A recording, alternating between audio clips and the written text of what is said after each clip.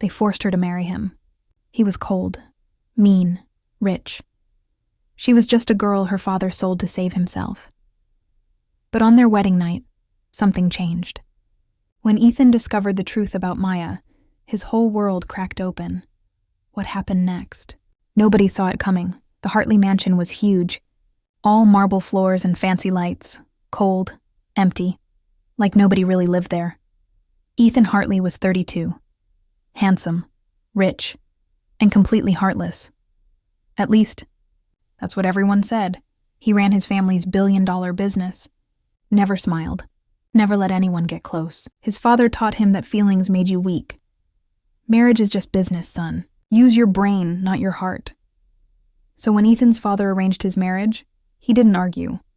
Maya Brooks was 24. Her father's business had crashed. He owed everyone money. The deal was simple and cruel. Ethan would marry Maya, save her family from total disaster, and her father would give Ethan his remaining company assets. During the wedding, Ethan never looked at his bride. Not once. His eyes stayed fixed on the window, like he was signing paperwork at the office. But when the priest said the final words, Ethan had to turn and look at her. And something weird happened. Maya was shaking. Her white dress made her look so small. Tears filled her brown eyes. Her curly brown hair fell over her bare shoulders. She looked terrified. For just 1 second, Ethan felt something move in his chest. He ignored it. He kissed her quickly, coldly, tasted the salt from her tears on his lips. Then he turned away. The wedding party was full of fake smiles. Empty congratulations. Ethan drank whiskey. A lot of it, trying to numb whatever he was feeling. Maya sat alone at the main table. Head down, nobody talked to her. Nobody cared. She was just something they'd bought. When night came, Ethan climbed the stairs to the bedroom. Each step felt heavy. He stopped outside the door. His hand hung over the handle. Inside, he knew Maya was waiting. He pushed the door open, hard. The room was full of candles. Someone thought that would make it romantic. It didn't. Maya stood by the window, still in her wedding dress, arms wrapped around herself like she was freezing. She turned when she heard him. Fear filled her eyes. Well, Ethan said. His voice was cold, mean.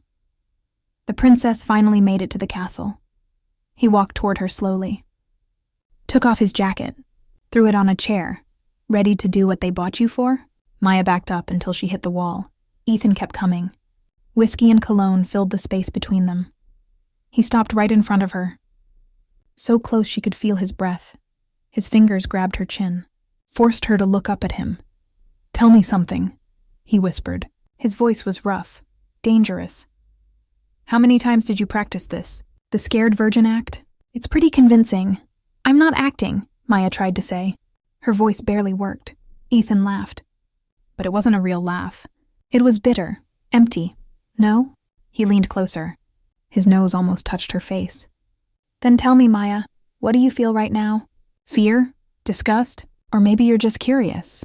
His fingers slid from her chin to her neck, down to her shoulder. He could feel her pulse racing. Maya closed her eyes. Tears spilled down her cheeks. Please, she whispered. Don't do this. Ethan stopped. His hand froze on her skin. He stared at her. At the tears. At how small she looked. At how terrified she was. Something inside him cracked. He let go of her face and stepped back. You're lucky, he said. His voice was different now, tired. That I don't force women, no matter how much I paid for them. He turned and walked to the door. Before leaving, he stopped. Didn't look back. Sleep well. Tomorrow you'll have duties as a wife. But tonight, he paused. Tonight I don't have the stomach for this theater. The door closed softly behind him. Maya slid down the wall to the floor. Her wedding dress spread around her like a white cloud. She wrapped her arms around her knees and cried. Outside the door, Ethan leaned against the wall. Eyes closed tight, her face haunted him. That pure, raw fear. He clenched his fists until his knuckles turned white. What was he doing? Morning came, heavy, quiet. Ethan woke up in the library. He'd slept in a leather chair, empty whiskey bottle beside him. His head hurt. But the physical pain was better than thinking about last night. He couldn't stop seeing her face. Her trembling lips, the way she'd begged him to stop. Ethan Hartley never wavered in business. He crushed competitors without blinking. Emotions were weaknesses he could exploit, but this girl he barely knew was messing with his head. He got up, washed his face with cold water, tried to clear his thoughts. When he went downstairs for breakfast, he expected the house to be empty. Maya would probably be hiding in her room, avoiding him. But when he entered the dining room, there she was, sitting at the table, eyes red and swollen from crying, wearing a simple light blue dress. She didn't look at him, just stared at her empty plate. Hands clasped tight in her lap, knuckles white. Ethan sat down on the other side of the table. The sound of his chair scraping echoed like a gunshot. The silence between them was thick, suffocating. Rose, the housekeeper, came in with coffee. She was a kind older woman, one of the few people who wasn't afraid of Ethan. She served the coffee without a word. But before leaving, she gave Ethan a look that said, "You messed up, boy." Ethan ignored her, picked up his coffee cup, drank in silence. Then something unexpected happened. He put down his cup, looked at Maya. "How do you like your coffee?" he asked. His voice was neutral, almost normal. Maya slowly looked up, surprised by the question, like she was searching for a trap. "With a little milk," she said quietly. Her voice was hoarse from crying. "And 1 spoon of sugar." Ethan nodded at Rose, who was still nearby. "You heard her. Make it that way." Rose raised an eyebrow, surprised, but she obeyed. Moments later, she placed a new cup in front of Maya, prepared exactly right. Maya took the cup with shaking hands, brought it to her lips. The warmth seemed to bring a little color back to her face. "Thank you," she whispered, not sure if she was thanking Rose or Ethan. Ethan just watched her, watched how she held the cup like it was precious, watched how her eyes closed when she took the first sip, watched how she took a deep breath, like she was trying not to fall apart. And something inside him started to change. It wasn't regret exactly. Ethan Hartley didn't do regret, but it was something close, a crack in the armor he'd built his whole life. The next few days were strange. Ethan didn't go back to the bedroom. He slept in the library or guest rooms, kept his distance from Maya, but he couldn't ignore her completely. He saw her in the hallways, always with her head down, always quiet, like a ghost, and every time he saw her, that crack inside him grew bigger.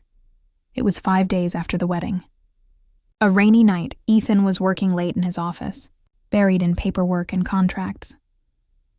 He heard soft footsteps in the hall, looked up and saw Maya walking past the half-open door. Carrying a glass of water, she wore a simple white robe. Her hair was loose, falling in waves over her shoulders. Something about the way she moved made him put down his pen. "Maya," he called out. His voice came out rougher than he meant. She froze, turned slowly, eyes wide. "Yes?" she answered. Barely a whisper, Ethan stood up, walked around the desk. The rain beat hard against the windows, creating a rhythm that filled the silence. He stopped a few feet from her, kept his distance, but his eyes didn't waver. "Are you okay?" he asked. It was a stupid question. He knew that. How could she be okay? Maya blinked. "Surprised?" "I'm fine," she said. "Liar," Ethan said. But there was no cruelty in his voice, just observation. She looked down, tears threatening to fall. "What do you want me to say? That I hate being here? That I feel like a prisoner? That every day in this house is suffocating?" Ethan took a step forward. "Tell the truth, always. Why?" She looked up, and there was something new in her eyes. Not just fear, but anger. Small but real. "Why do you care about truth? You bought me. I'm just another thing you own." The words hit Ethan like a punch to the stomach. He had no answer, because she was right. But hearing her say it hurt more than just knowing.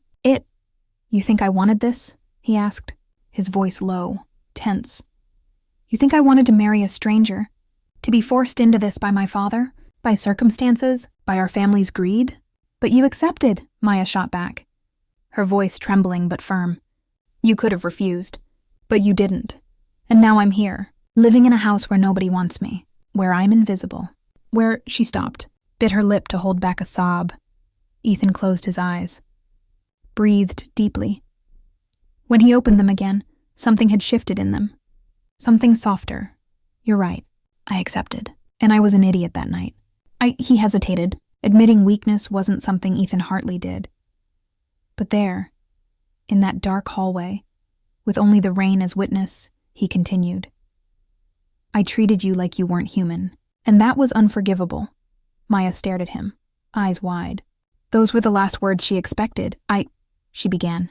Didn't know what to say. That night, Ethan continued, took another step toward her.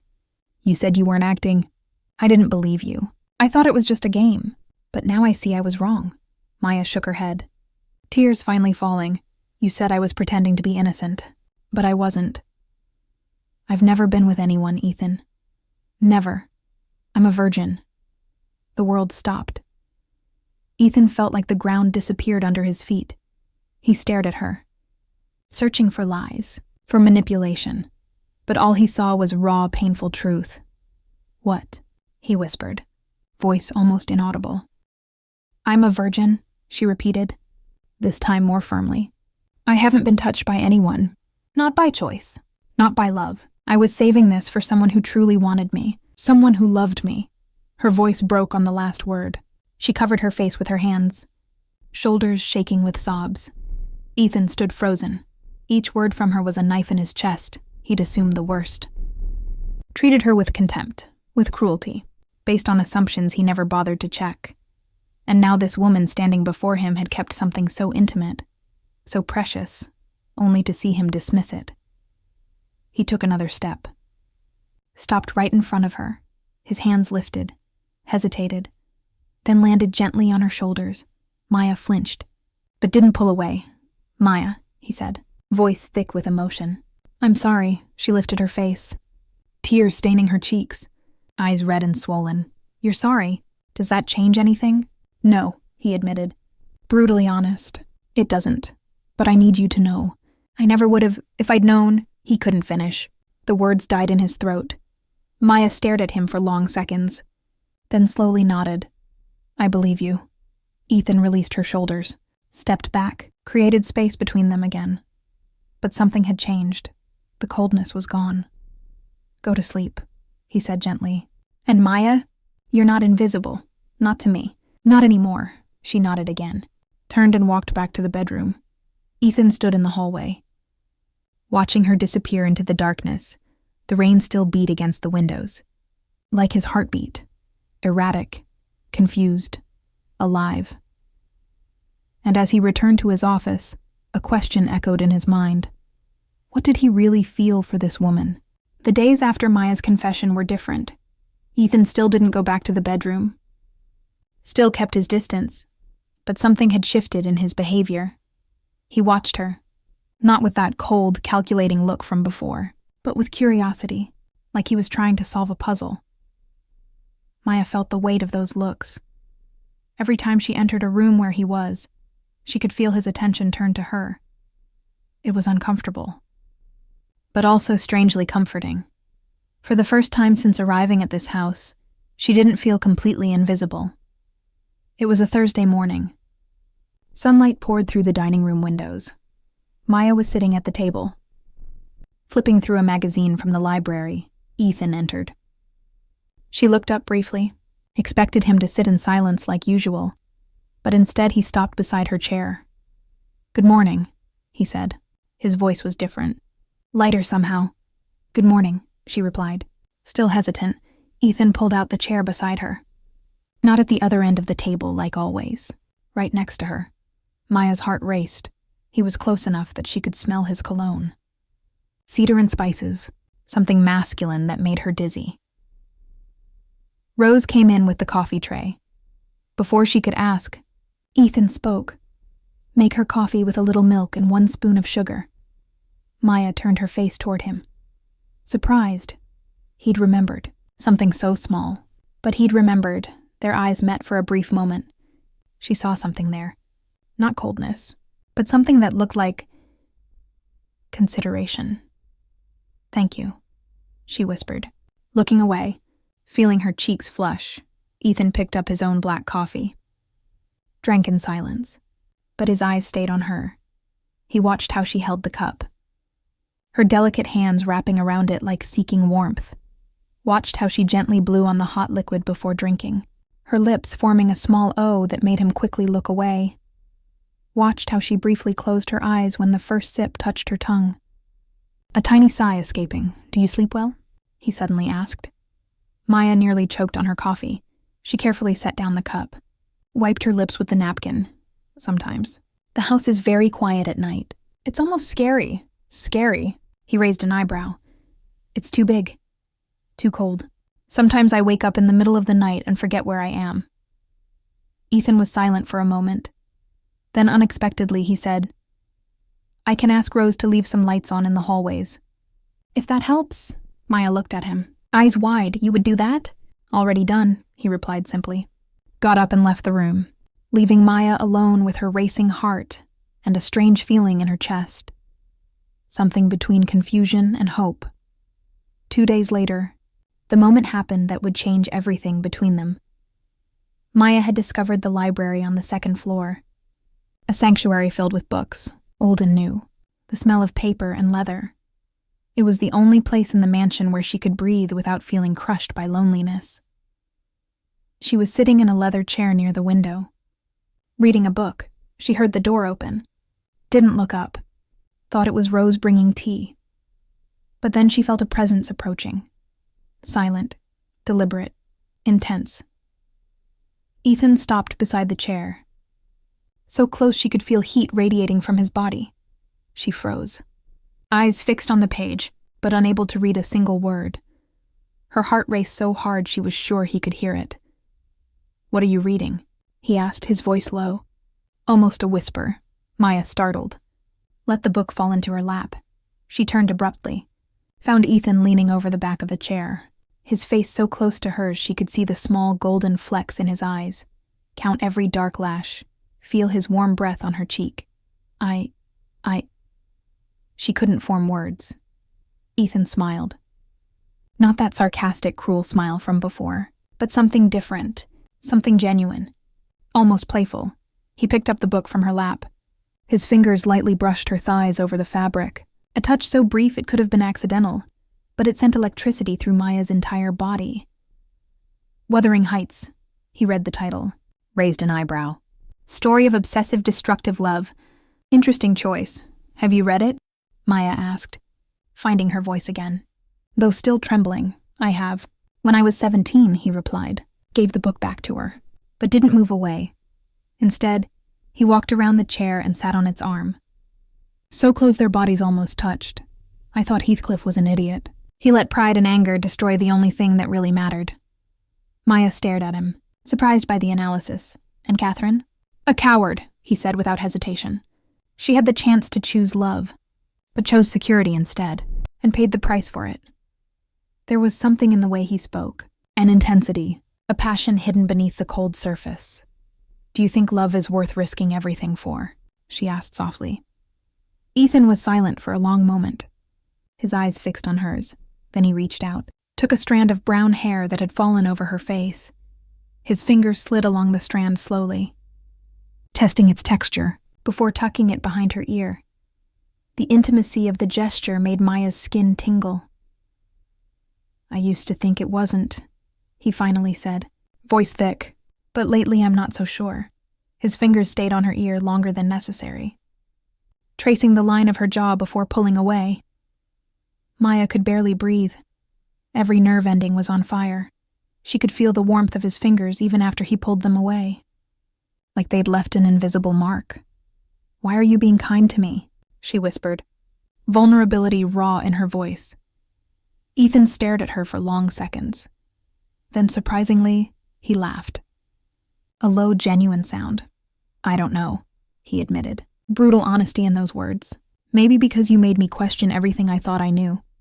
Or maybe because you're not what I expected." "And what did you expect?" Maya asked, tilted her head slightly. "Someone calculating. Someone manipulative. Someone who would use any weapon to get what they wanted," he replied, a touch of regret in his voice. But you're just you, real, honest, and that's unsettling. Maya felt tears threatening, but this time they weren't tears of pain. Ethan stood up, created distance again, like he realized they'd crossed an invisible line. But before leaving, he stopped at the door. Looked back. Keep reading, Maya, and when you finish, tell me if you think Heathcliff could have been saved. I'd like to know your opinion. Then he left, leaving Maya alone with the book in her lap, her racing heart, and the feeling that something had changed forever between them. The invitation arrived in a fancy envelope. Gold details, a charity ball, the kind of event where rich people showed off under the guise of helping others.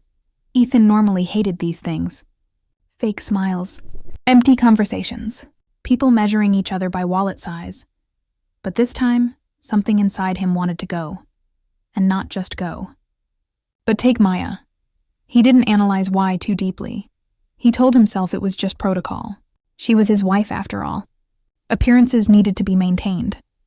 But deep down, in a place he refused to examine, there was another reason. He wanted to see her in another setting. Outside the cold walls of the mansion, he wanted to watch her shine. When he mentioned the ball during breakfast, Maya almost dropped her cup. A ball? She repeated, eyes wide. You want me to go with you? You're my wife, Ethan replied naturally, though his eyes betrayed something more. It would be strange if I showed up alone. Maya bit her lower lip. Nervous. I don't have anything appropriate to wear.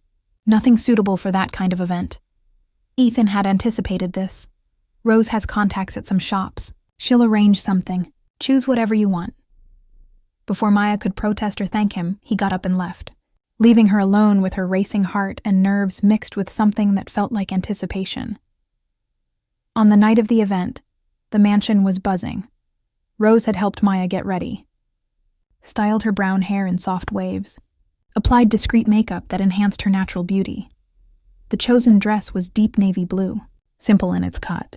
No excessive shine or ornaments. The silk fabric gently hugged Maya's curves. The neckline was modest but elegant, and the back was partially exposed, revealing clear, soft skin. When Maya descended the stairs, Ethan was waiting in the entrance hall, adjusting the cuffs of his white shirt under his black tuxedo.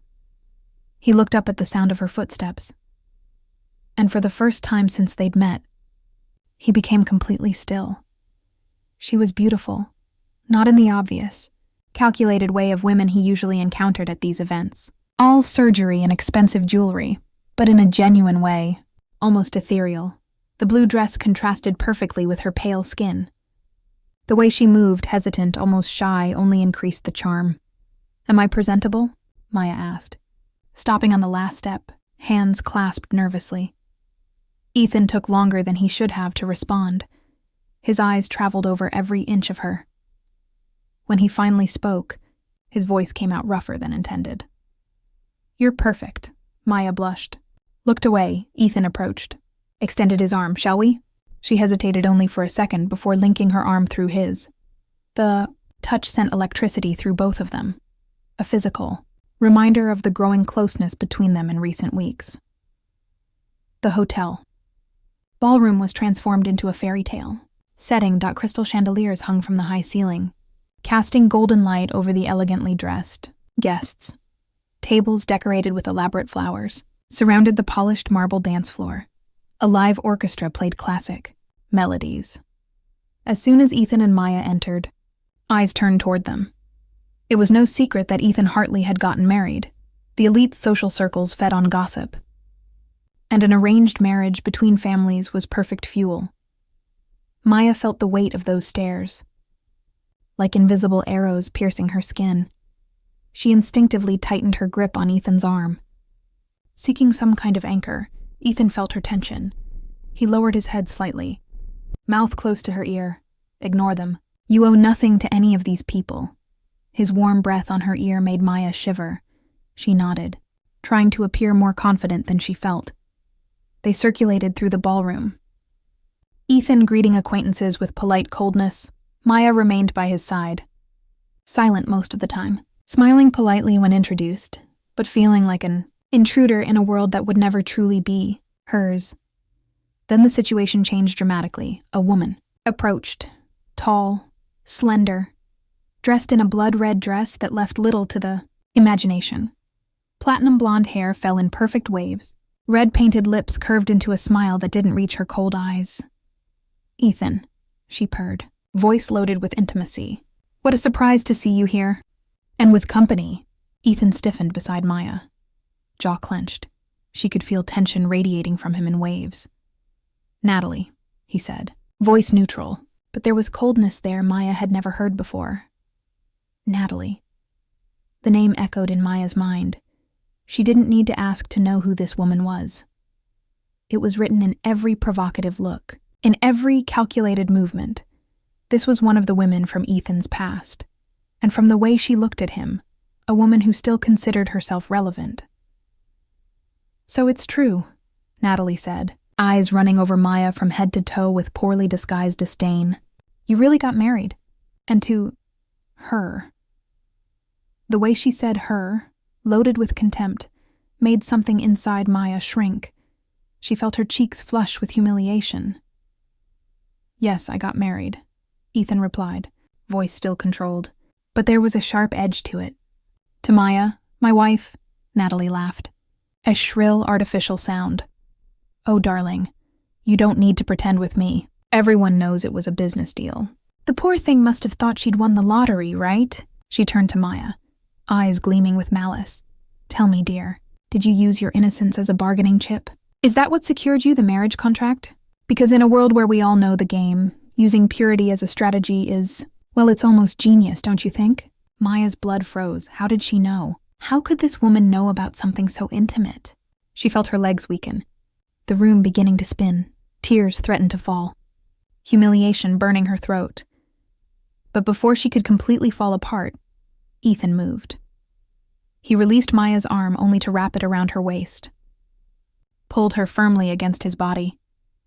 The movement was so quick Maya almost lost her balance. She instinctively leaned into his chest, feeling the solidity of his body, the warmth radiating from him, the familiar smell of cologne that now calmed her instead of intimidating. Ethan looked at Natalie with a coldness that could freeze fire. "Watch your words, Natalie," he said, voice low, dangerously calm. "My wife has more class in one fingernail than you have in your entire body. And unlike you, she doesn't need to sell herself in pieces to get attention." Natalie recoiled as if slapped, her perfectly made-up face twisted with anger and humiliation. "How dare you? I dare!" Ethan interrupted, each word heavy, definitive. "And I'll go further. If you ever address another word to my wife, I'll make sure every door in this city closes in your face. Is that clear?" Natalie opened her mouth to reply, but something in Ethan's gaze, something wild and relentless, made her back down. She spun on her high heels and walked away, the red dress swaying dramatically. Maya was trembling. She tried to pull away from Ethan, embarrassed by the scene, but he held her tighter. Didn't let her move away. "Breathe," he ordered gently, mouth close to her ear again. "Just breathe. She's nothing. You hear me? Nothing." Maya closed her eyes, trying to control the tears, trying to calm her racing heart. And then, surprisingly, she felt Ethan's lips lightly brush her temple, a kiss so brief, so soft, it could have been imagined, but it made her open her eyes immediately. "Let's dance," he said, not as a request, but as a statement. Ethan led Maya to the center of the dance floor, where other couples were already moving to a slow, melancholic waltz. He positioned her in front of him, one hand holding hers firmly, the other sliding to her waist, resting on the subtle curve just above her hip. Maya placed her free hand on his shoulder. Feeling the tension in the muscles beneath the tuxedo fabric, they began to move. At first, Maya was stiff, still shaken by the encounter with Natalie, still feeling dozens of eyes on them, but Ethan pulled her closer, eliminating the space between their bodies until they were pressed together, chest to chest, hip to hip. His warmth enveloped her like a protective cocoon, and gradually she began to relax. "You dance well," she whispered, more to break the silence than anything. "Mandatory lessons in childhood," he replied, a touch of humor in his voice. My mother insisted a Hartley needed to know how to behave in society. Maya gave a small smile despite everything. And do you always do what you're told? Ethan made her spin gently, then pulled her back against him, this time even closer. Their faces were inches apart. Noses almost touching, breaths mingling. No, he said, eyes fixed on hers with an intensity that made her forget to breathe. I never do what I'm told. Except when I want to. And you want to dance with me?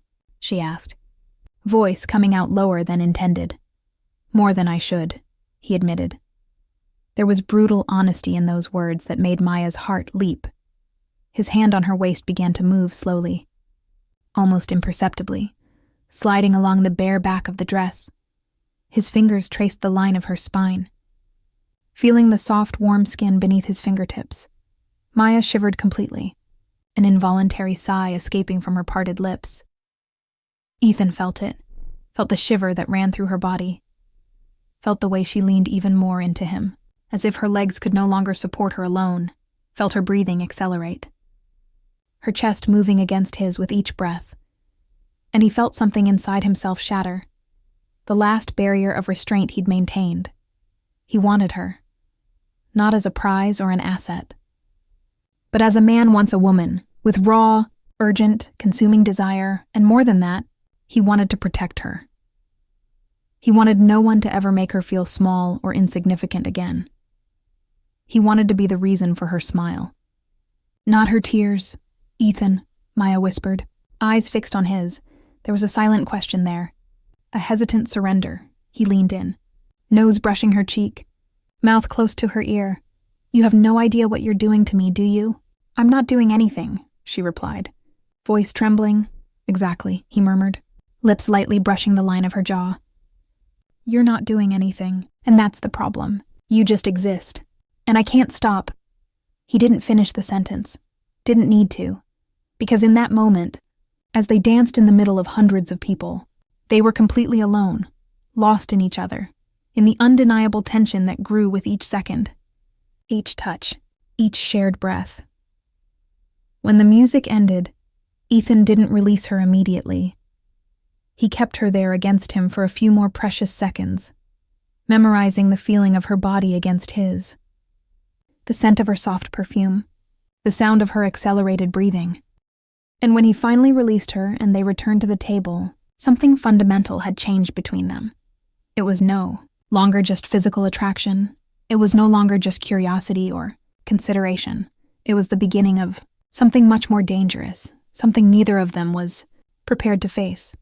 The days following the ball were marked by a different kind of tension, not the cold, distant tension from the beginning of the marriage, but something warmer, more visceral, more impossible to ignore. Ethan could no longer maintain the distance he'd established.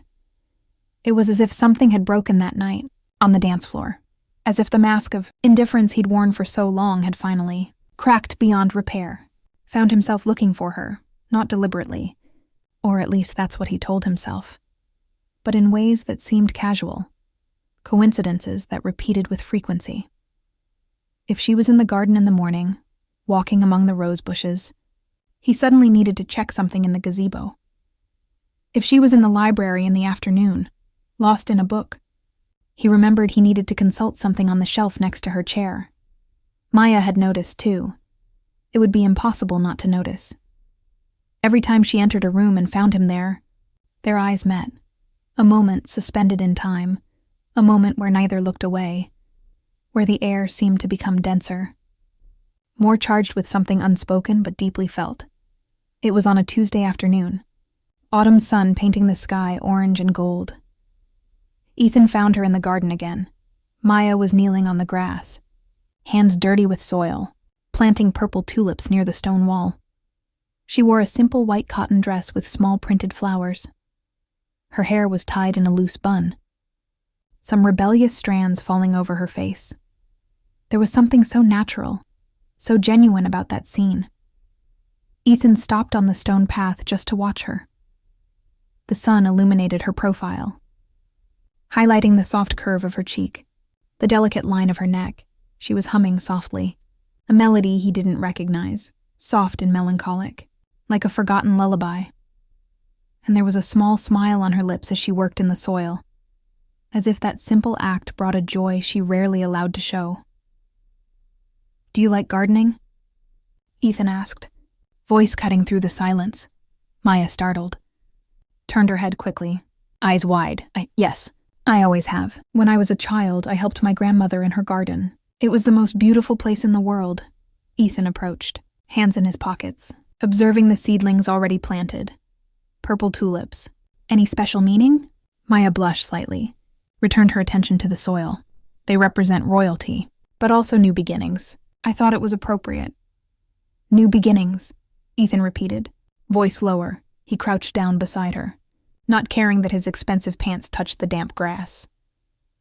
"Do you believe in new beginnings?" Maya stopped digging, hand still on the soil.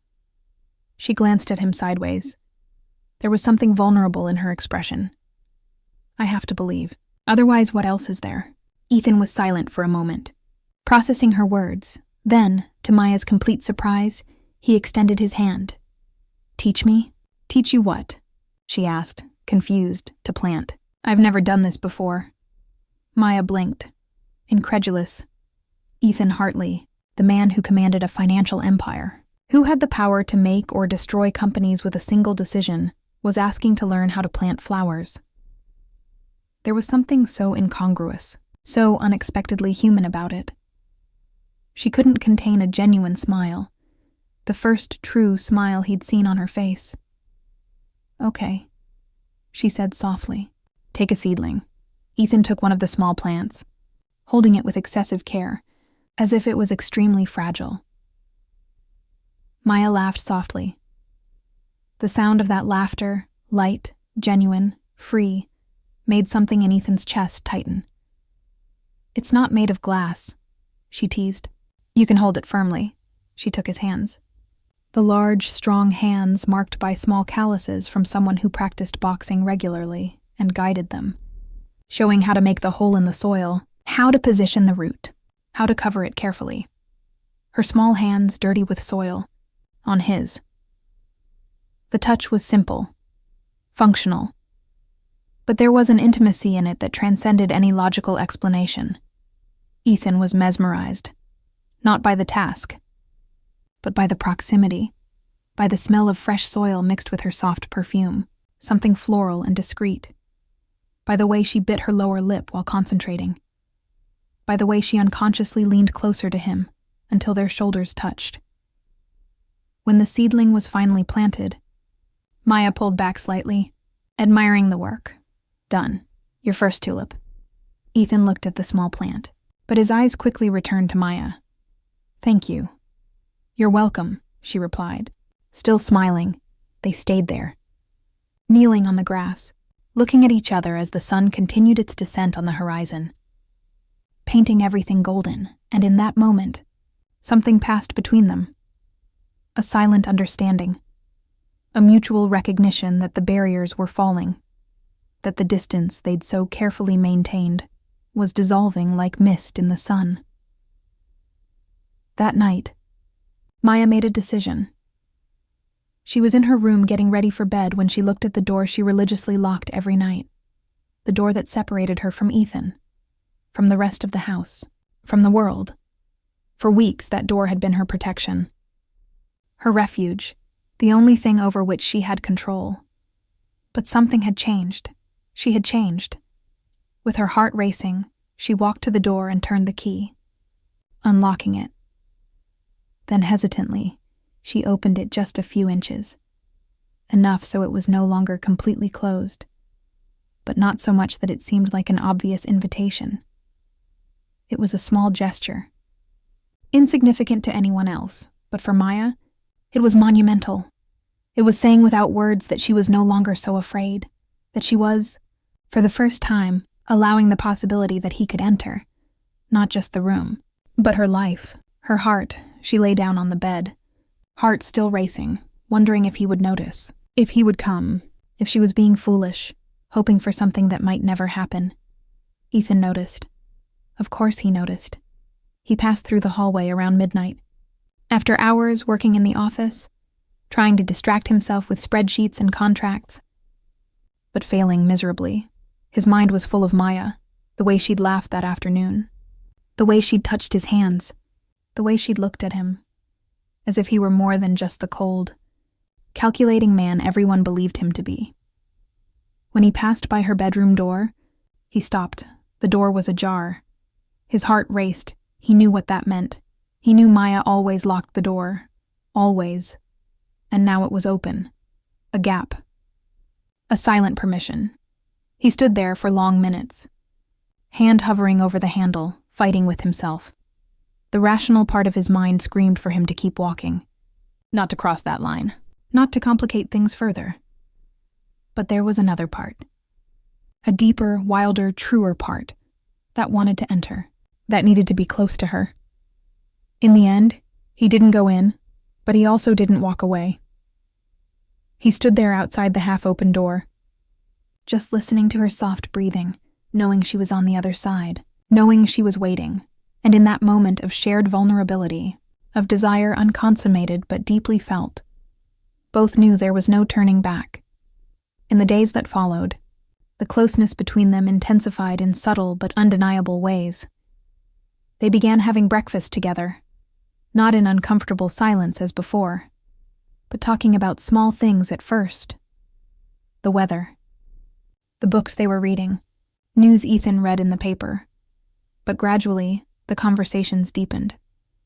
Maya talked about her childhood, about the grandmother who raised her, about the dreams she'd had to abandon when her father went bankrupt.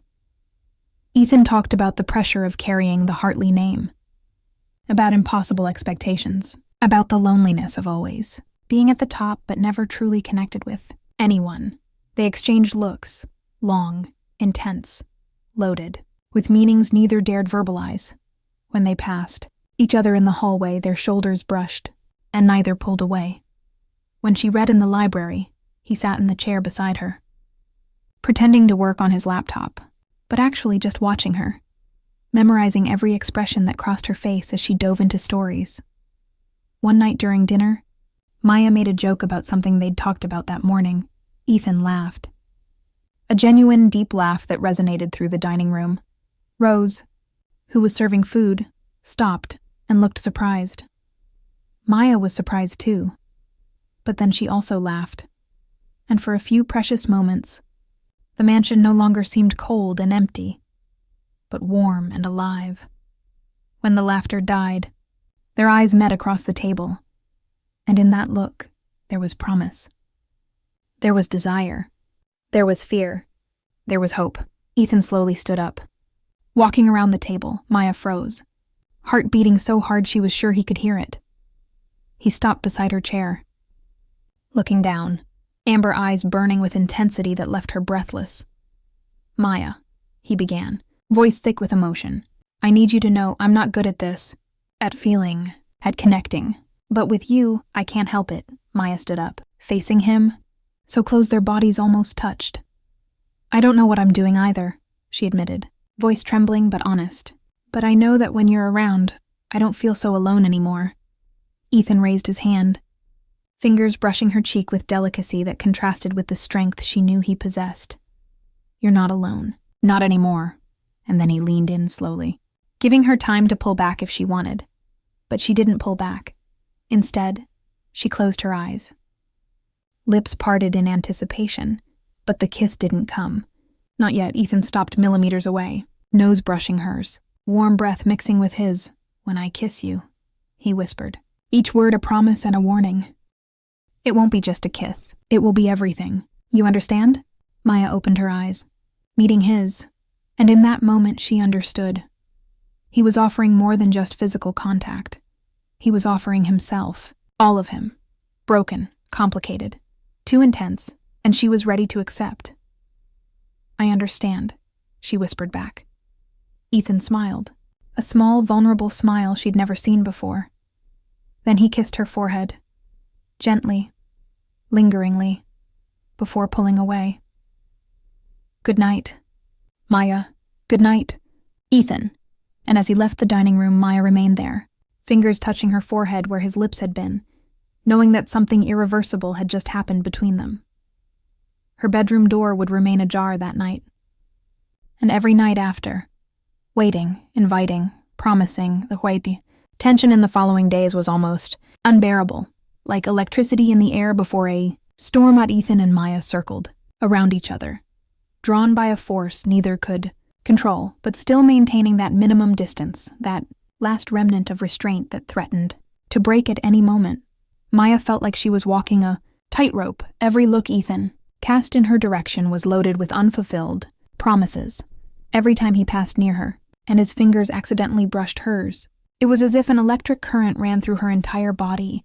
She could barely sleep, lying in the darkness of the room with the door ajar, listening to the sounds of the sleeping mansion, wondering if he would come, if he would finally cross that invisible line. Ethan was at war with himself. The rational part of his mind, the part that had been trained since childhood to control emotions, screamed for him to keep his distance. But there was another part, a part that had been buried and suffocated for years, that now refused to be silenced. That part wanted Maya with an intensity that bordered on obsession. Not just her body, though he desired her physically in a way that was consuming. But he wanted more. He wanted her laughter, her company, her thoughts, her fears, her dreams. He wanted everything. It was Ethan's mother, Victoria Hartley, who set off the bomb that would finally make everything collapse. Victoria was a woman molded by high society, elegant, impeccable, cold as marble, and equally inflexible. She disapproved of the marriage from the start, not because Maya was unworthy exactly, but because she saw the marriage as a poorly calculated business. Merger Thomas Brooks had nothing left to offer but debts and shame. Victoria couldn't understand why Gerald had insisted on that arrangement. She arrived at the mansion on a Thursday afternoon, unannounced, as she always did when she wanted to make it clear that this was still, in her mind, the Hartley house. Not Ethan's, and certainly not Maya's. She wore an impeccable beige suit, gray hair pulled back in an elegant bun, and carried that air of superiority that made anyone feel small. Maya was in the sitting room, flipping through an art book from the library. When Victoria entered, she didn't knock, simply walked in, heels clicking on the marble with precision, and stopped in front of Maya, looking her up and down with an expression that made it clear what she thought. "So, you're the new Mrs. Hartley," Victoria said, voice loaded with poorly disguised disdain. "I must say, I expected more." Maya quickly stood up, the book almost falling from her hands. "Mrs. Hartley, I didn't know you were coming." "Clearly," Victoria retorted, sitting in the chair as if it were a throne. "Where is my son?" "He's in the office, working. I can call him if you—" "No," Victoria interrupted with an imperious wave. "Actually, I'd prefer to talk to you first, alone." Maya felt a chill run down her spine. She sat down again, hands clasped in her lap, trying to appear more confident than she felt. "About what, ma'am?" Victoria smiled, but there was no warmth in that smile. Only cold calculation.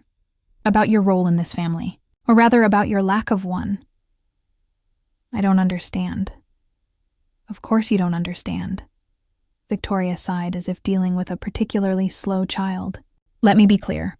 This marriage is a business transaction. Nothing more. You were bought to clean up your father's debts and give Ethan the appearance of stability that investors value. But don't delude yourself into thinking you mean anything beyond that." Each word was a sharp knife stabbing into Maya's chest. She felt tears burn her eyes, but refused to let them fall. Not in front of this woman. "Ethan doesn't think that way," Maya said, voice trembling but defiant. "Ethan doesn't think that way?" Victoria repeated, raising a perfectly drawn eyebrow. "He cares about you?" "Oh, my dear. How touching in its innocence. My son is like his father, efficient, focused, incapable of genuine feelings. If he's being kind to you, it's only because he was trained to be polite. But love, real affection, that doesn't exist in Hartley DNA." "You're wrong," Maya insisted, but her voice sounded less convinced now. Victoria stood up, smoothing her impeccable suit. "We'll see. But let me give you some advice. Woman to woman, don't get attached. Don't create expectations. And especially, don't delude yourself into thinking you can change a man like Ethan." Men like him don't change. They just tolerate.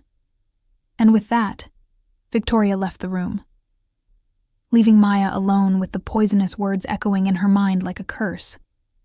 When Ethan finally came down from the office a few hours later, it was already night. He looked for Maya. It had become a habit, this impulse to know where she was, to make sure she was okay. But she wasn't in the usual places, not in the library, not in the garden, not in the dining room. He finally found her on the back porch, sitting on a stone bench facing the garden, illuminated only by the crescent moon. She was curled up, arms wrapped around her own body, as if trying to protect herself from cold. Though the night was mild, and even from a distance, he could see she was crying. Something inside Ethan broke. He crossed the porch in quick strides, stopping in front of her. "Maya, what happened?" She raised her face. Ethan saw tears shining in the moonlight, her eyes red and swollen. "Your mother was here." Ethan closed his eyes for a moment, jaw clenching. He should have guessed, should have predicted that Victoria couldn't stay away, couldn't resist the opportunity to poison everything. "What did she say?" he asked, though he already had a pretty good idea. "That I mean nothing. That I'm just a transaction. That you're just tolerating my presence." Maya's voice broke on the last word. More tears ran down her face. And maybe she's right. "Maybe I was an idiot for believing that—" "No," Ethan interrupted abruptly, kneeling in front of her, holding her face between his hands with urgency that bordered on desperation. "No, she's wrong. Completely wrong." Maya stared at him, eyes full of pain and doubt. "How can I know? How can I be sure this isn't just kindness? Pity?" Ethan took a deep breath. Then for the first time in his adult life, he allowed the truth, raw, vulnerable, terrifying, to come out unfiltered. "Because I wake up every morning thinking about you. Because I can't walk through a room without looking for you. Because when you smile, something inside me that had been dead for years comes back to life. Because," his voice became hoarse, loaded with emotion. "Because you're not alone anymore, Maya. Neither am I. And that scares me more than any deal, any risk, anything I've ever faced." Maya sobbed, hands rising to cover his that still held her face. "Ethan, I don't know how to do this." "I don't know how to do this either," he continued, eyes fixed on hers with intensity that left her breathless. "I don't know how to love someone. No one ever taught me. But with you, I want to learn. I want to try." The wind blew at that moment, moving Maya's loose hair. Ethan, still kneeling before her, raised one hand.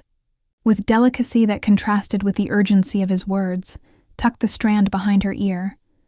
A gesture that had become intimate between them, a silent language only they shared. Maya closed her eyes, feeling his touch, feeling the sincerity in his words vibrating in every fiber of her being.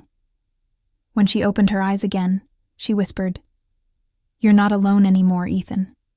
No matter what your mother or anyone else says, you have me." Ethan felt something shatter and rebuild simultaneously inside his chest. He leaned forward, resting his forehead against hers, faces so close their breaths mixed, warm and labored. "Can I kiss you?" he whispered. There was vulnerability in that question. It wasn't just desire, it was surrender. It was him saying without words that she mattered more than control, more than fear, more than everything. Maya didn't trust her voice to answer.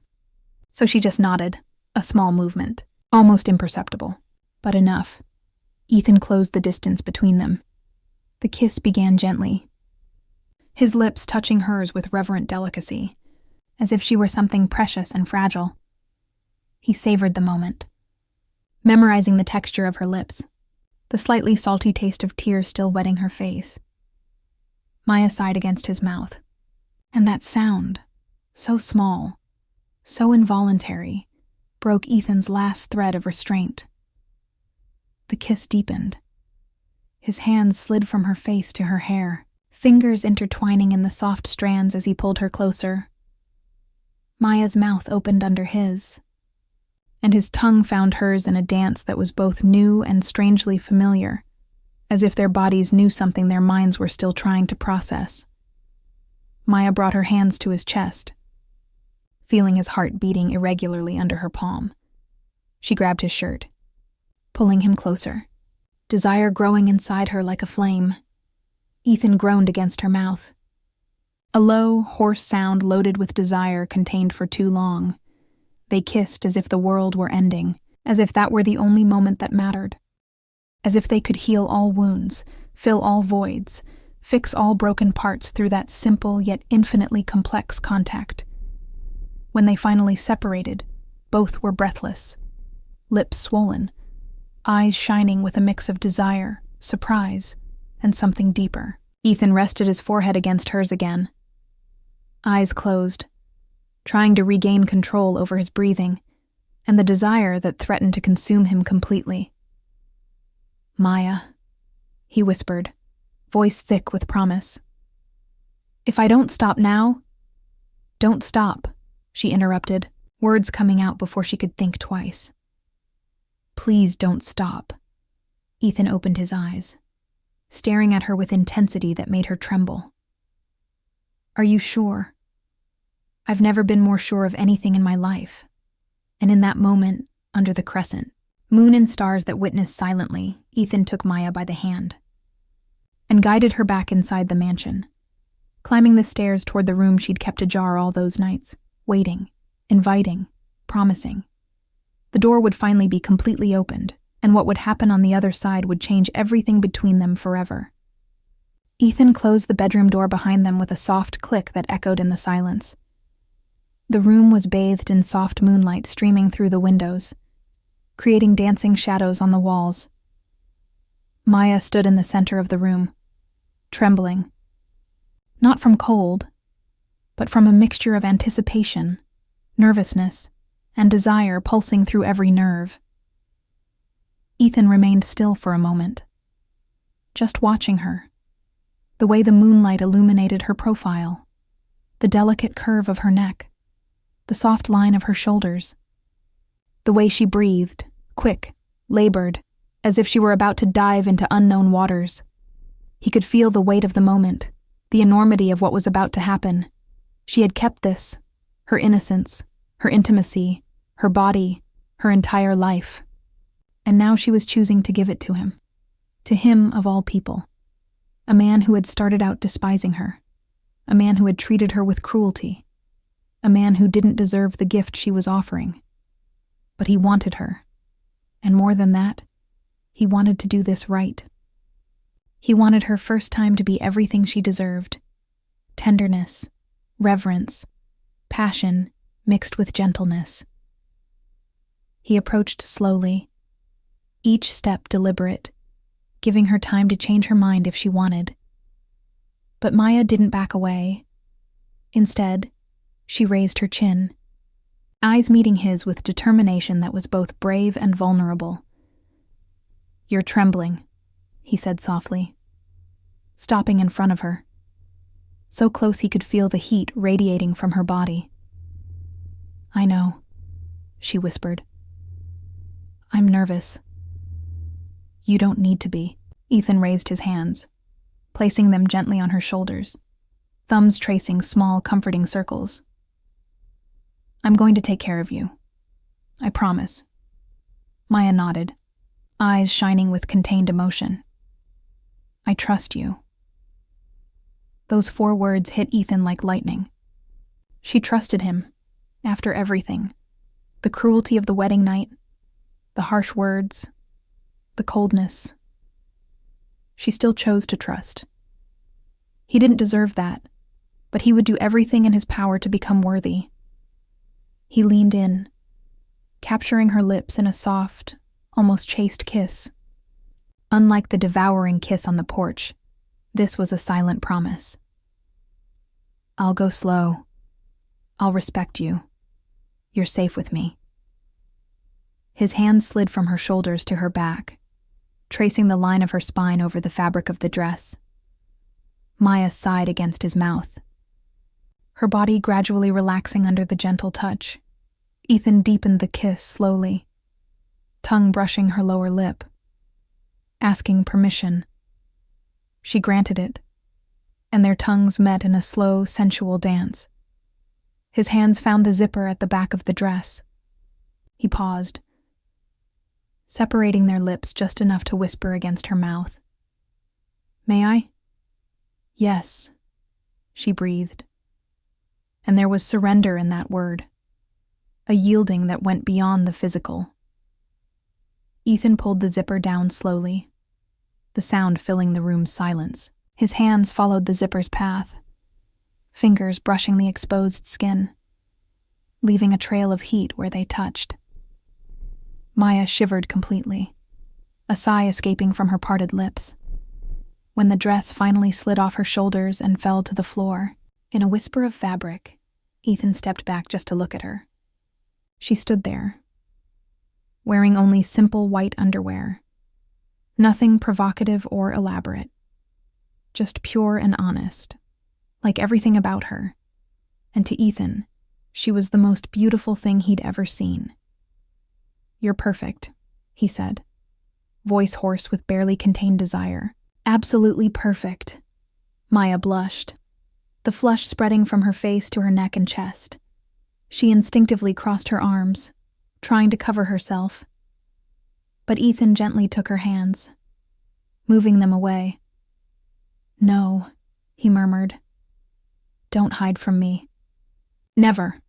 He pulled her against him, and Maya felt the solidity of his body against hers, the heat emanating through the shirt he still wore. His hands slid over her bare back, exploring every curve, every line, every inch of skin he could reach. His lips found her neck, kissing, nibbling lightly, descending to her collarbone. Maya tilted her head back, giving him access, small sounds of pleasure escaping involuntarily. "Ethan," she whispered, hands gripping his shoulders, legs beginning to weaken. He picked her up easily, as if she weighed nothing, and carried her to the bed. He laid her carefully on the soft sheets, then stood beside the bed, removing his own shirt with deliberate movements. Maya watched, mesmerized, as the fabric revealed his defined torso, muscles sculpted by regular exercise, tanned skin. Ethan joined her on the bed, lying beside her, propped up on one elbow so he could see her completely. His free hand traced a line from her face down her neck, stopping over her racing heart. He could feel the pulse under his palm, the erratic rhythm that mirrored his own. "Your heart is racing," he murmured, lips curving into a gentle smile. "That's your fault," Maya replied. And there was a touch of humor in her voice despite the nervousness. Ethan laughed softly, then leaned in to kiss her again. A long, deep kiss that stole the breath from both their lungs. As they kissed, his hands continued their exploration, sliding down her waist, over her hips, up the side of her body, until they found the clasp of her bra. He opened it with ease. When the bra was removed, Ethan pulled back just to admire her again. His eyes traveled over every curve, every shadow, every detail, as if he were memorizing a work of art. And then, with a reverence that brought tears to Maya's eyes, he leaned in and kissed her heart. Not metaphorically, but literally, his lips landing on the left side of her chest, where her heart beat irregularly.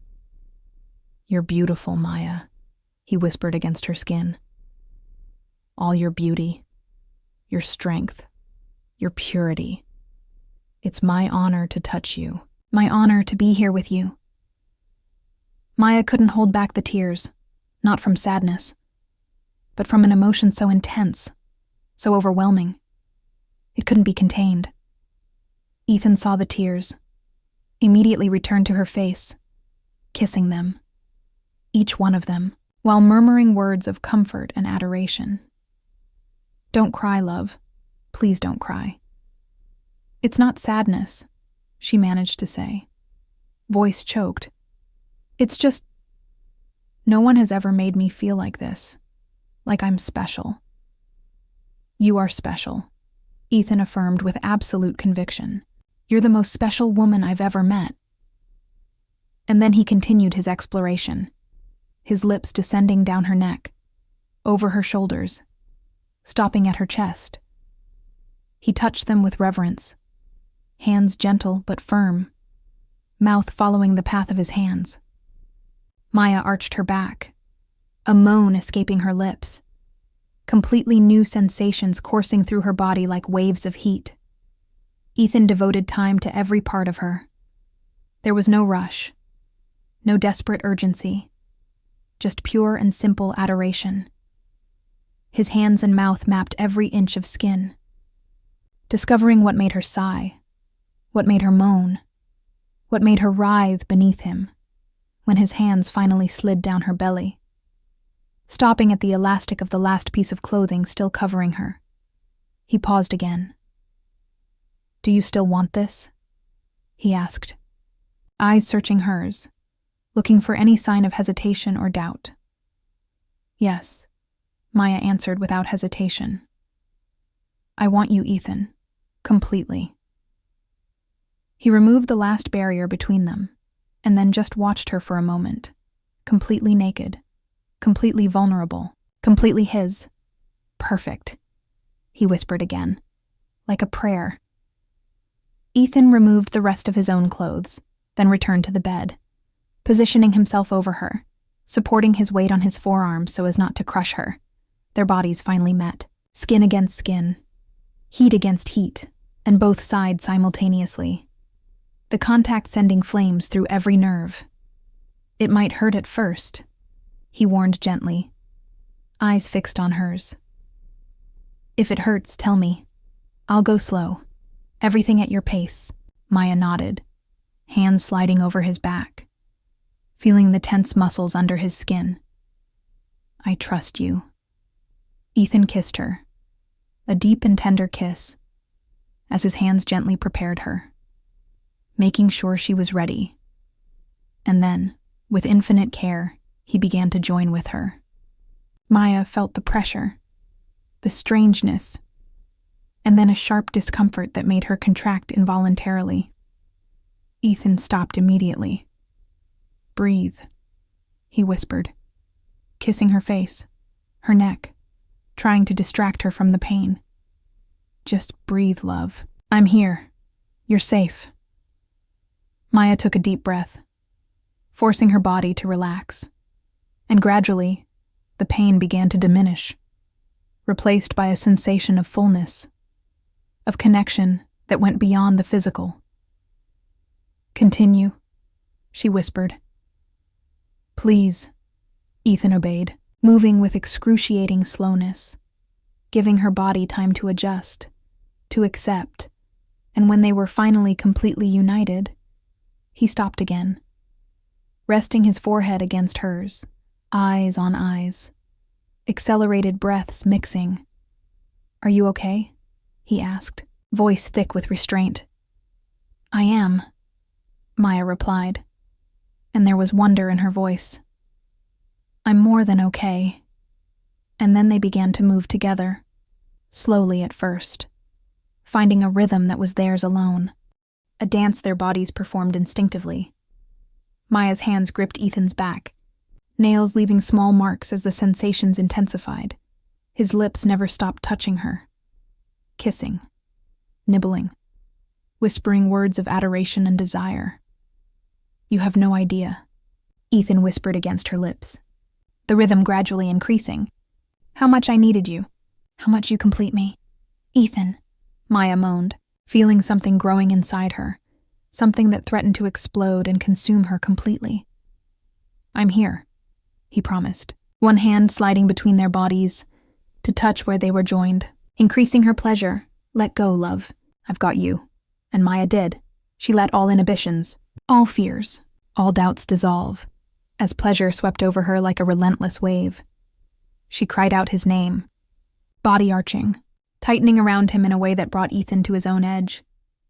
He followed her moments later, body trembling as he found his own release, her name a reverent whisper on his lips, and then, exhausted, he let himself fall beside her, immediately pulling her against his chest, wrapping her in his arms, as if he feared she might disappear if he let go. They lay in the post-passion silence, hearts beating in sync, breaths gradually returning to normal, bodies still entwined, Ethan kissed her forehead softly, then her temple, then her cheek. "You have no idea how much you've changed my life," he whispered in the darkness, words loaded with emotion so deep it made Maya snuggle even closer against him. "You changed mine too," she replied, voice sleepy but happy. In every possible way, Ethan held her tighter, chin resting on top of her head, eyes fixed on the dark ceiling. For the first time in his adult life, he felt complete, as if a piece that had always been missing had finally fallen into place. And as Maya fell asleep in his arms, safe and loved, Ethan made a silent promise. He would protect this. Protect her. Protect what they were building together, no matter the cost. But what he didn't know, as the night enveloped them in its temporary peace, was that storms were approaching. That forces beyond his control were already conspiring to destroy everything they'd just found. And that the happiness they felt in that moment would be tested in ways neither could imagine. The months following that night were the happiest Ethan and Maya had ever experienced. The Hartley mansion, which had once seemed like a cold, lifeless tomb, transformed into something approaching a home. Mornings were marked by extended breakfasts, where they talked about everything and nothing. They exchanged looks loaded with complicity and poorly disguised desire. Afternoons often found them in the garden, where Maya continued to cultivate her flowers, while Ethan worked on his laptop nearby, stealing glances at her when he thought she wasn't noticing. Though she always noticed, and smiled to herself. The nights were theirs, completely theirs. They took refuge in the shared bedroom. Ethan had moved all his things to the master bedroom weeks ago, and there, in the sanctuary they'd created, they explored each other with a hunger that never seemed completely satisfied. Each touch was a discovery. Each kiss a revelation. Each night together deepened the connection growing between them. It was on a Tuesday morning, when autumn had already given way to winter, and the first snowflakes were beginning to fall over New York, that Maya discovered something that would change everything. She was in the bathroom, feeling a persistent nausea that had bothered her for the past few weeks. At first, she attributed it to stress. Victoria had returned to making regular visits, always loaded with poisonous comments and disapproving looks. But the nausea didn't pass, and when her period didn't come at the expected time, a suspicion began to form in her mind. With trembling hands, Maya took the pregnancy test she'd discreetly bought a few days before, and as she waited for the 3 longest minutes of her life, her heart beat so hard she could hear it echoing in her ears. 2 lines. Positive. She was pregnant. Maya let herself slide to the cold bathroom floor, tears streaming down her face, but not from sadness, from joy, from fear, from such a complex mixture of emotions she could barely process. She was carrying Ethan's child, a part of him growing inside her, physical proof of the love they'd built together. She needed to tell him. But how? When? She wanted the moment to be perfect, special, memorable, not just a casual announcement, but something that captured the enormity of what this meant for both of them. But fate, as often happens, had other plans. Natalie Wright had never gotten over the humiliation she suffered at the ball months ago, the way Ethan had publicly dismissed her. Defending that insignificant woman he'd married burned in her chest like acid. Natalie had been one of Ethan's conquests years ago. A brief, intense affair, completely devoid of emotion on his part. But for her, it had been different. She had convinced herself she could be the exception. The woman who would finally break down Ethan Hartley's barriers and win not just his body, but his heart. Maya had destroyed that dream, and Natalie wasn't the type of woman who forgave easily. It was during a business dinner in downtown Manhattan that Natalie found her unlikely ally, Marcus Carmichael, a longtime rival of Ethan's in the corporate world. Marcus was everything Ethan wasn't, superficially charming, unscrupulously manipulative, and obsessed with destroying anyone who threatened his position at the top of the business hierarchy, and Ethan Hartley was exactly that type of threat. "You seem frustrated." "Dear Natalie," Marcus commented, watching her from his place at the exclusive restaurant's table, a glass of red wine in hand. He was a man in his 40s. Dark hair slicked back, calculating eyes that never missed a detail. "And you seem bored, dear Marcus," she retorted, swirling her own glass of champagne. "I suppose we both have our demons." "Ethan Hartley?" he asked directly. And the name alone made Natalie stiffen, among others. Marcus leaned forward, a smile forming on his lips. "What if I told you there's a way to, let's say, level the playing field?" Natalie raised a perfectly drawn eyebrow. "I'm listening." And so, at a corner table in an expensive restaurant, surrounded by the murmur of conversations from other patrons who had no idea of the poison being distilled there, Natalie and Marcus conspired. The plan was simple in its cruelty. Create evidence of an affair. Make Ethan believe that Maya had deceived him, that the child she was carrying, because Marcus had contacts and already knew about the pregnancy through an indiscreet employee at the clinic where Maya had gone for tests. Wasn't his photographs, Marcus suggested, fingers drumming on the glass. Emails, text messages, all carefully crafted to seem authentic. And how do we plan to get all that? Natalie asked, though she was already mentally committed to the plan. Leave that to me, Marcus replied with a smile that didn't reach his eyes. I have resources. It took 3 weeks for the trap to be carefully set.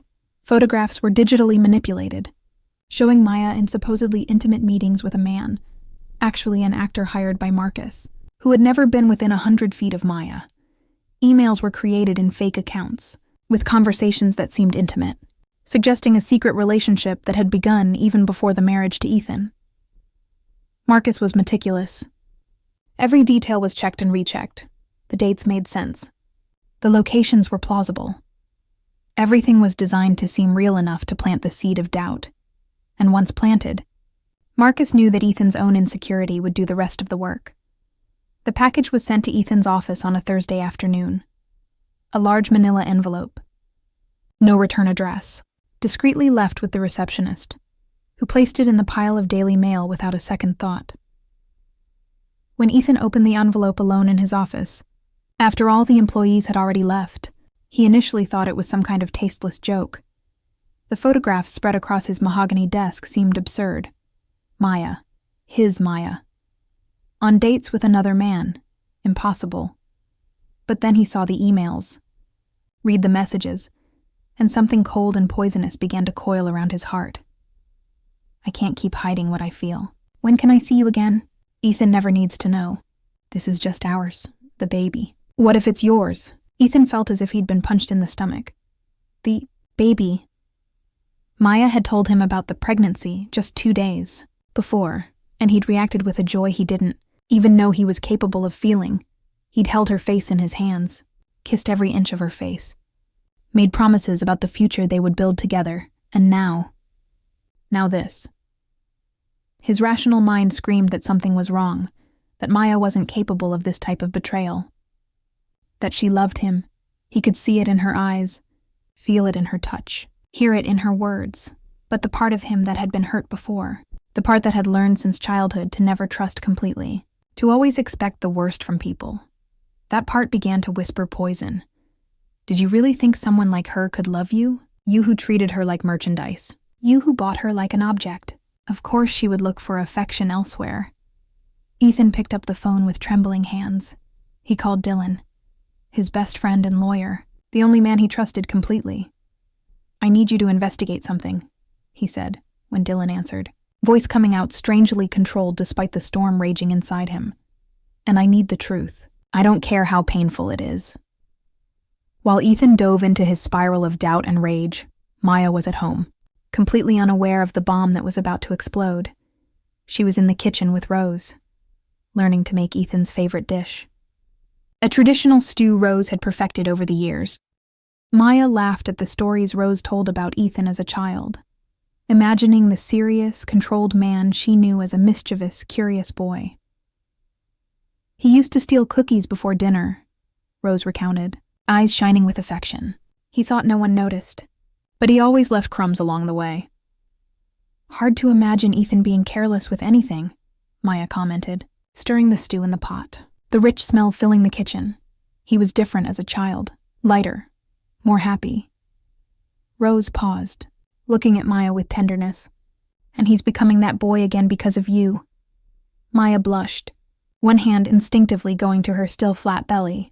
I hope I can make him happy. Him and our baby. You already do, dear. Anyone with eyes can see. But Rose was wrong, because when Ethan came home that night, there was no happiness in his eyes. There was only cold fire and barely contained fury. Maya was in the sitting room reading when she heard the front door slam forcefully. She stood up quickly, the book falling to the floor, heart racing with a bad feeling. Ethan entered the room like a storm.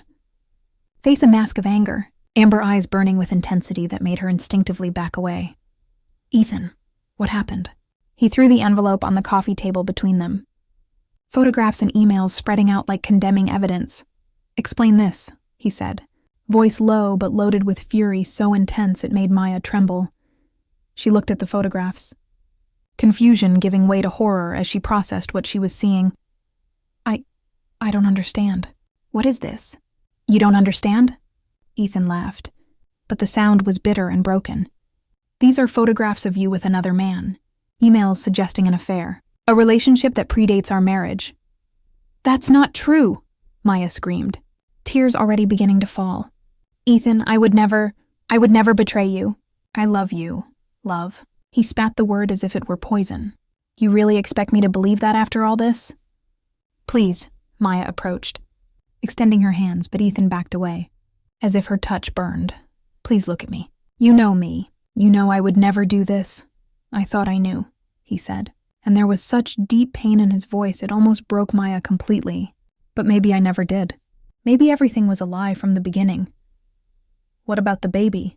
Maya whispered, hand instinctively going to her belly. Do you really think I would lie about that? Ethan looked at her, and for the first time since entering he hesitated. But then his eyes fell again on the photographs. On the emails, and doubt poisoned the moment of uncertainty. Did you stage even that? He asked, each word a sharp blade. How much is this baby worth in the contract? How much do you think you can extract from me by pretending he's mine? Maya felt as if she'd been stabbed. The pain was physical, burning in her chest, stealing the air from her lungs. She staggered backward, legs almost giving out beneath her. How can you say that? She sobbed, tears falling freely now. How can you think so little of me? Because I was an idiot, Ethan said, turning his back to her, hands clenching into fists. I let my guard down. I believed. And that was my mistake. Ethan, please, Maya begged, voice breaking. Investigate. Find out the truth. These photographs, these emails, they're not real. Someone is doing this. Someone wants to destroy us. Or maybe you're just a very good actress, he replied, and then left the room, climbing the stairs with heavy steps, leaving Maya collapsing on the floor. Sobbing uncontrollably, one hand protectively over the belly where their child was growing. That night, Maya packed her bags, not because she wanted to leave, but because she knew that staying in that house, in that state, would be poison for both her and the baby she carried. With a broken heart, she wrote a note. Short, because long words wouldn't change anything. I loved you. May God forgive you. And before dawn, while Ethan was locked in the office, drowning in whiskey and regret he still couldn't name, Maya walked out the front door of the Hartley mansion for the last time. The taxi that took her away disappeared into the morning fog, carrying with it the only truly good thing Ethan Hartley had ever had, and he didn't even realize it until it was too late. The first days, after Maya's departure, passed in a dense, suffocating fog. Ethan woke up every morning expecting to see her, in the garden planting her flowers, in the library lost in a book, in the kitchen chatting with Rose while learning some new recipe. But all he found was silence, a silence so heavy, so absolute. It seemed to suck the air from his lungs and crush his chest. The Hartley mansion returned to what it had always been before Maya, a cold, lifeless tomb. A monument to empty wealth and aristocratic loneliness. The crystal chandeliers went back to casting sharp shadows instead of warmth. The hallways echoed each step with melancholy, and the bedroom. That bedroom that had become a shared sanctuary, where they'd built intimacy and connection, was now just a painful reminder of everything he'd destroyed. Ethan refused to enter it. He slept in the office. When he slept, which wasn't often. Most nights he spent sunk in the leather chair, a bottle of whiskey beside him, staring at the photographs and emails that had detonated everything.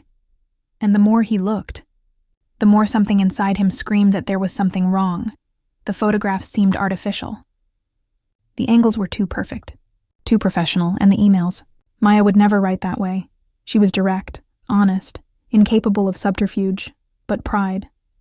That damn pride cultivated in him since childhood. That said, Hartley never admitted being wrong. Never showed weakness, prevented him from acting on these suspicions. Instead, he sank deeper into alcohol, into anger directed at himself, into guilt that was beginning to corrode him. It was Rose who finally confronted him. The housekeeper had observed everything in silence during the first week. She'd seen Ethan deteriorate, seen the house lose all the life Maya had brought, and she couldn't stay quiet anymore.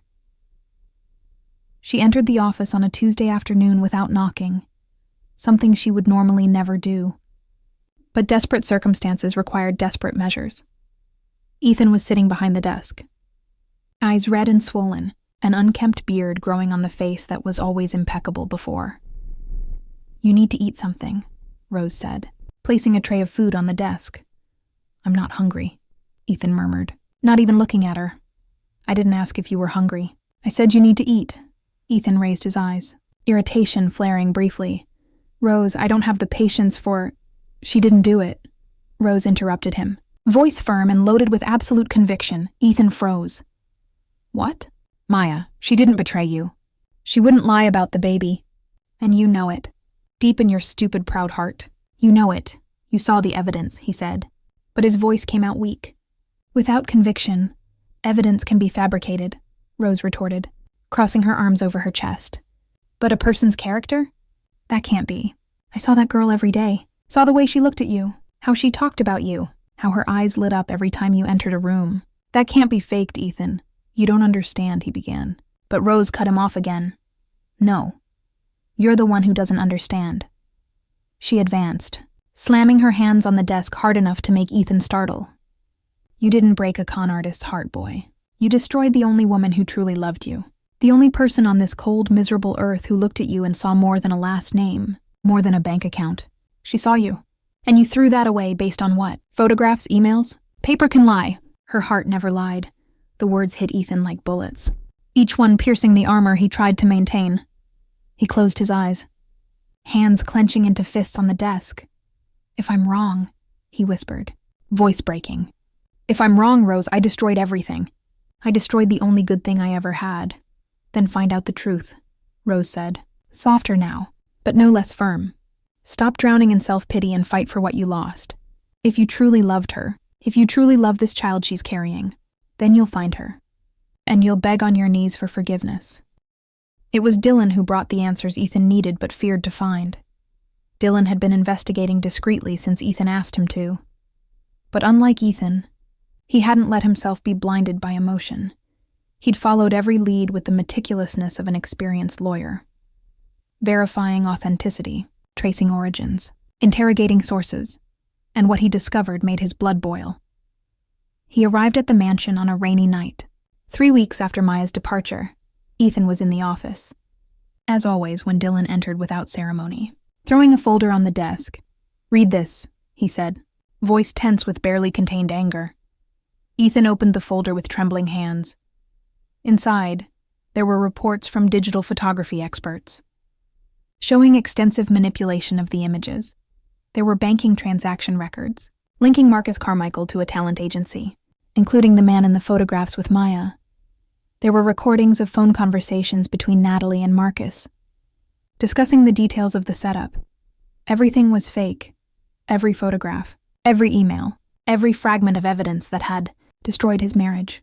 All fabricated with surgical precision by people who wanted to see him suffer. Ethan felt as if the world had collapsed around him. The folder fell from his hands, papers scattering across the office floor as he stood up abruptly, the chair toppling backward from the impact. "God," he whispered, hands going to his face. My God, what have I done? You were an idiot, Dylan said bluntly. You let insecurity and pride destroy the only real thing you ever had. And now you need to fix it. How? Ethan shouted, turning to his friend, eyes wild. How do I fix something like this? How do I look at her and ask forgiveness for believing the lies? For doubting her? For saying those horrible things about our child? You start by finding her, Dylan replied calmly. And then you beg. You get on your knees, you cry, you do whatever it takes. Because the alternative is spending the rest of your life knowing you destroyed the only person who truly loved you. Finding Maya wasn't easy. She disappeared completely. No digital trail. No banking transactions that could be traced. No contact with friends or family. It was as if she'd evaporated from the face of the earth. But Ethan didn't give up. He hired private investigators, offered rewards, followed every lead, no matter how tenuous. It took 2 weeks of tireless searching until he finally got an answer.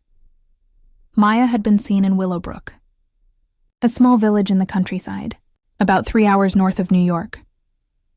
It was a discreet, quiet place.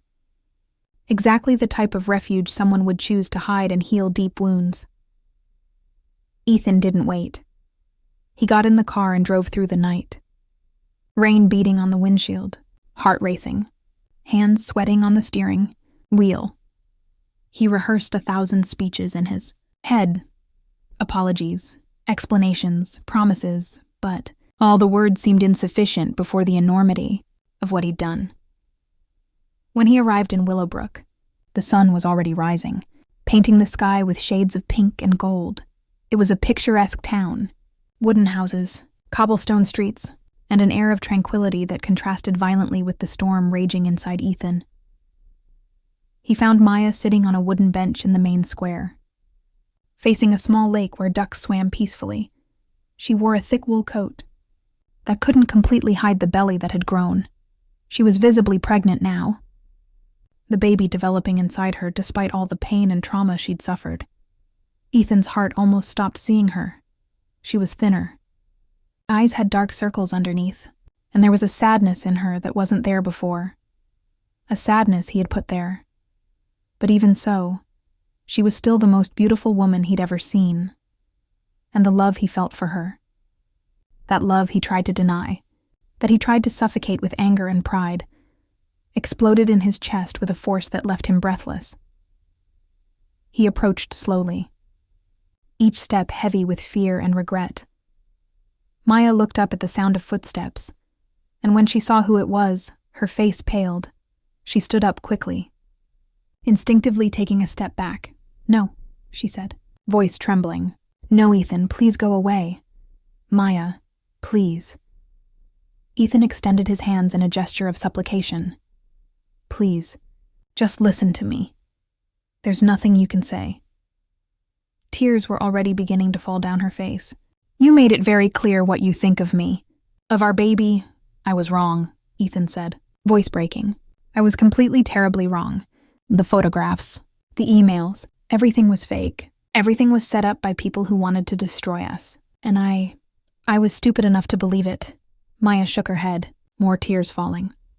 "You should have trusted me. After everything we shared, after everything we built together, you should have known I would never betray you." "I know." Ethan took another step toward her.